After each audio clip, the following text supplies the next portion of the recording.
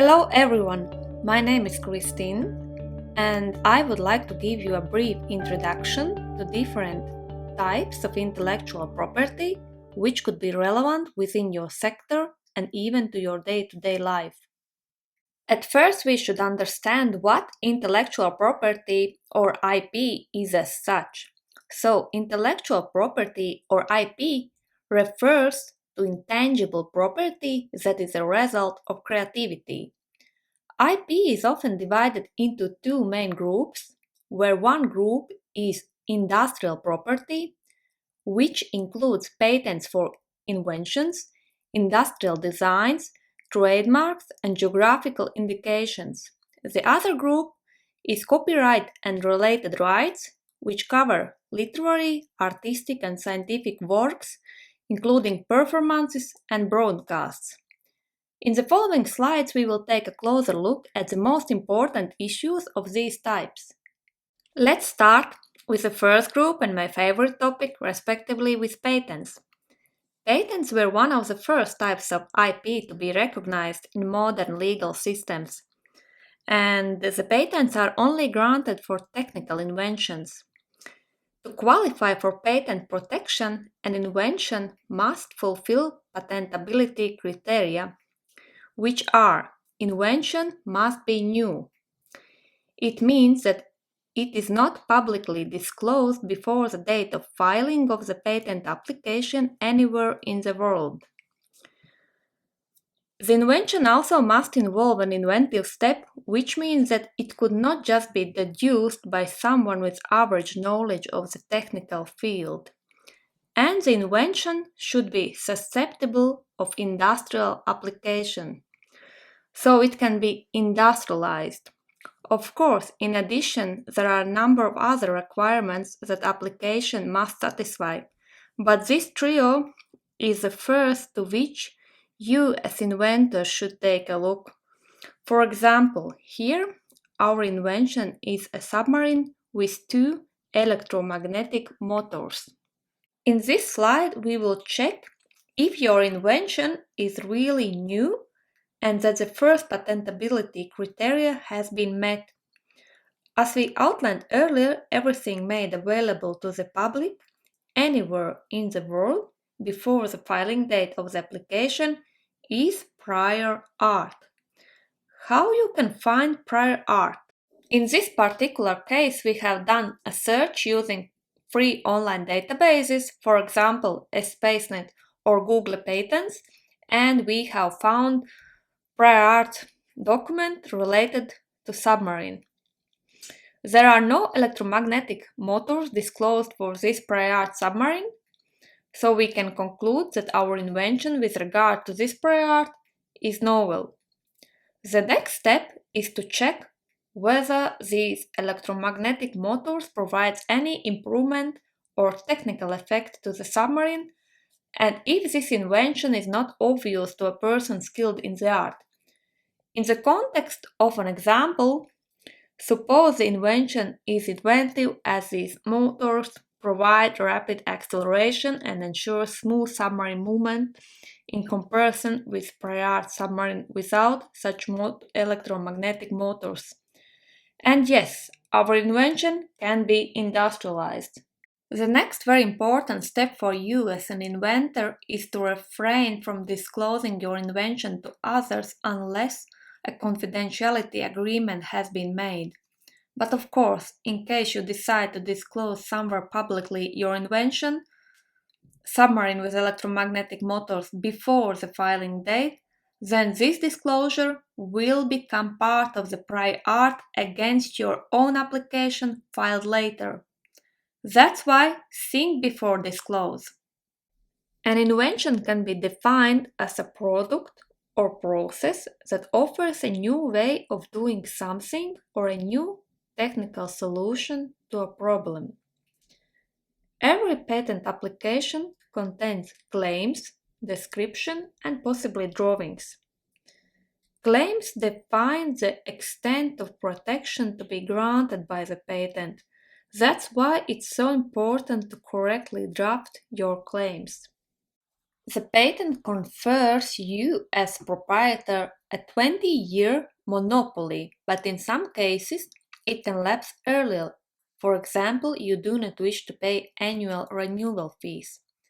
After expiry of the patent, any person can use the invention and benefit from its disclosure.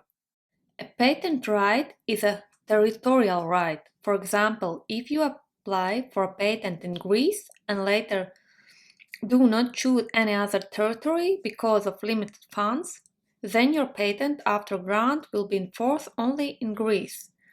There can be different strategies and routes taken depending on your future plans and funding. No single patent confers protection for inventions globally, but if you wish to enter as many countries as possible with one application, then possibly the best is to file an international application under Patent Cooperation Treaty or PCT route, which is administered by WIPO. But also all this depends on your strategy and future plans.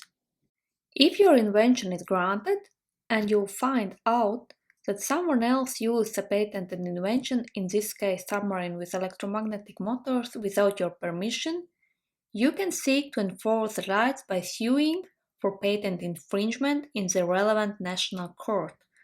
But a right to a patent in the meantime does not give you as the owner automatically the right to make, use and/or market your invention. The following slides will provide a basic introduction to trademarks. Trademarks have been around for many years. Gradually, laws evolved to protect such marks. A trademark is a sign which is capable of being represented graphically.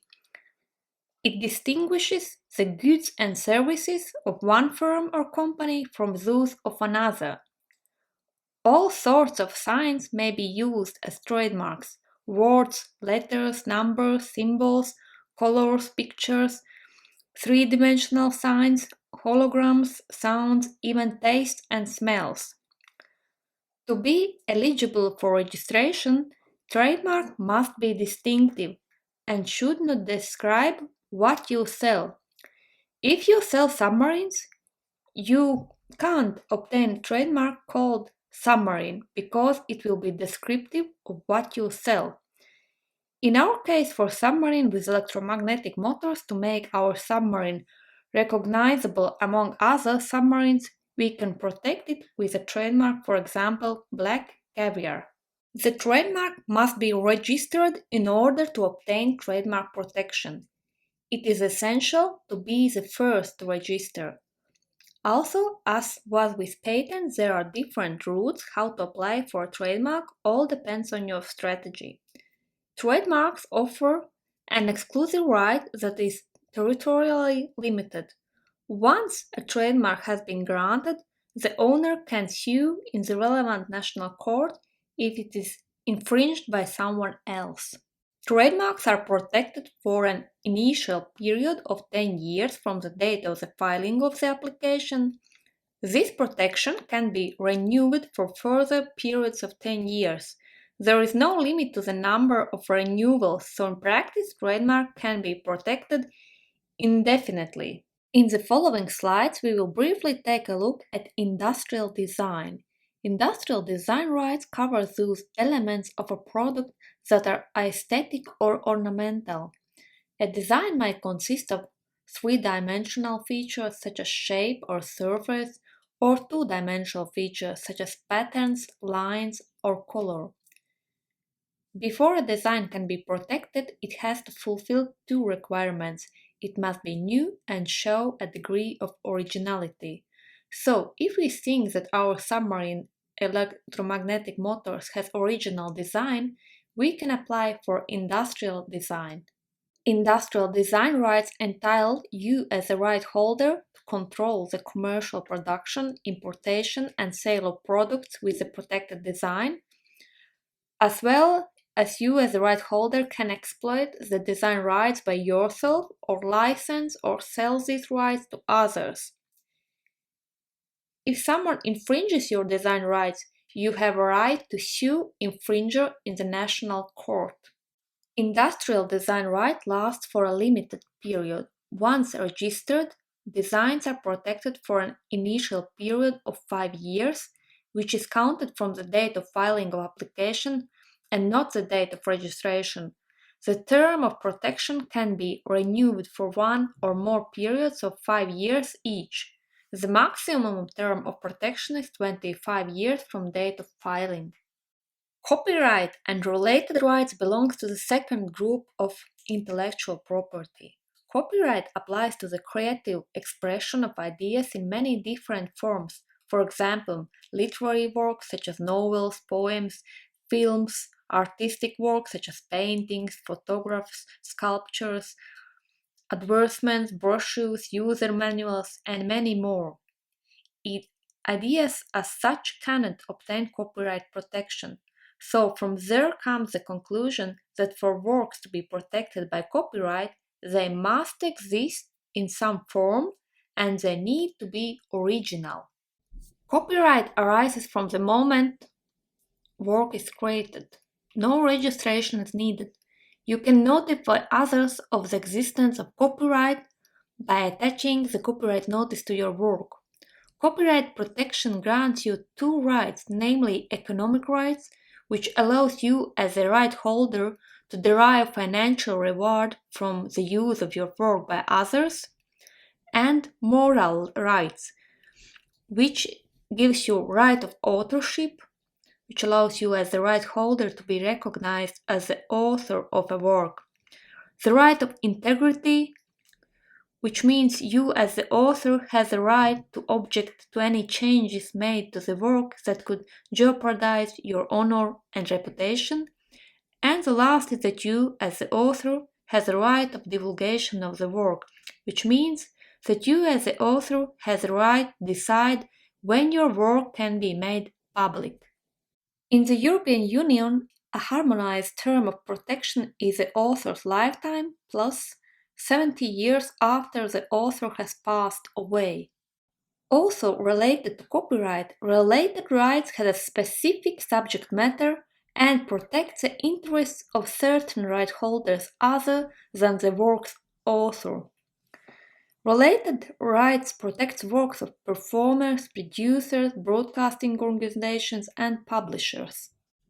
Thank you all for your attention, and if you like to dive deeper into intellectual property waters, please check these additional materials in the next slide. And be creative!